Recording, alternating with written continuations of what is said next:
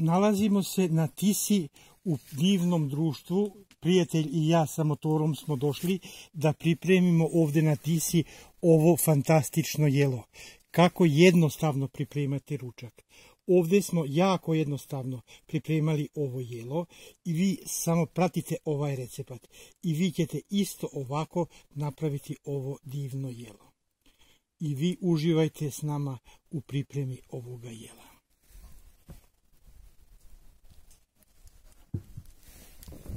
Zagrejali smo tiganj. U tiganj stavit ćemo samo 1-2 kašike maslinovog ulja jer ono nam daje jako lijepu aromu. I možemo da stavimo meso.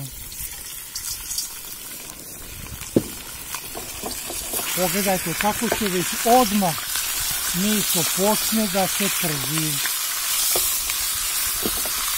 Ovako ćemo da lijepo pržimo meso.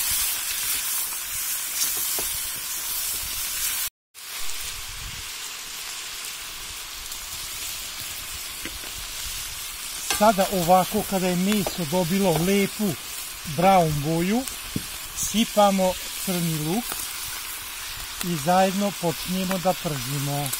Ovdje na Tisi u prijatnom društvu motorista radimo uz fantastične arome. Takvi su divni mirisi ovdje pored Tise. Kad se ovako u prirodi kuva, to je fantastično. I nastavljamo dalje da pržimo naše jednostavna priprema ručka. Luk je isto polako se opustio, jako nam lijepo izgleda. Stavljamo celer, stabljiku celera, stavljamo papriku i čili papriku. I sve ćemo sad lijepo da sipamo soli. Do sad još nismo sipali soli. Dobro soli jer ni meso nije osoljeno. Stavljamo bibera.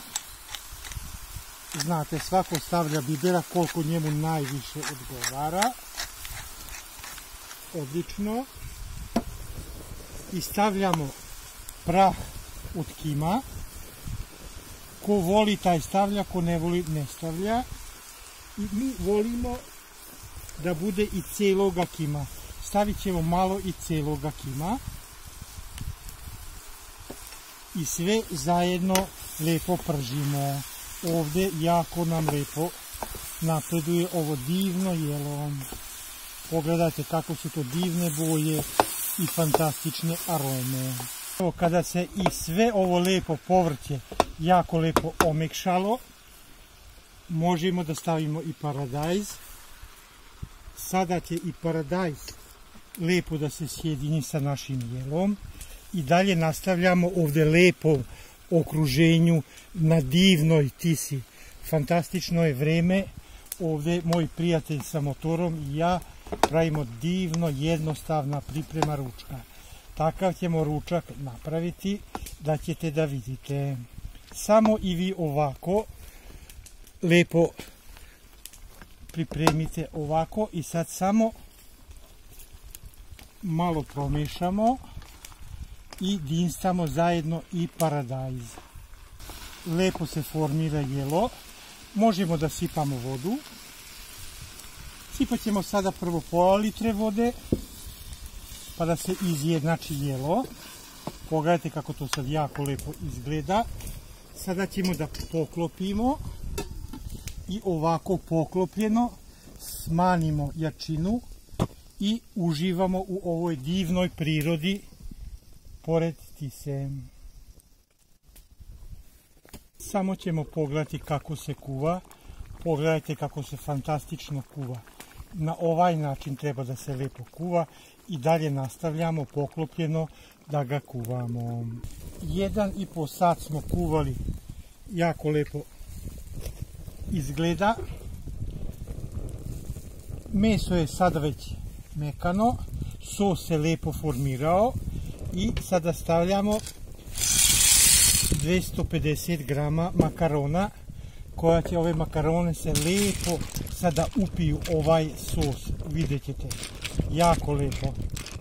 Samo ovako lijepo uzmemo i utopimo makarone i one će da upijaju sos. Kako one upijaju sos, tako ćemo još sipati vode ako bude potrebno. 12 minuta nam se kuvalo testo, jako se lepo skuvalo.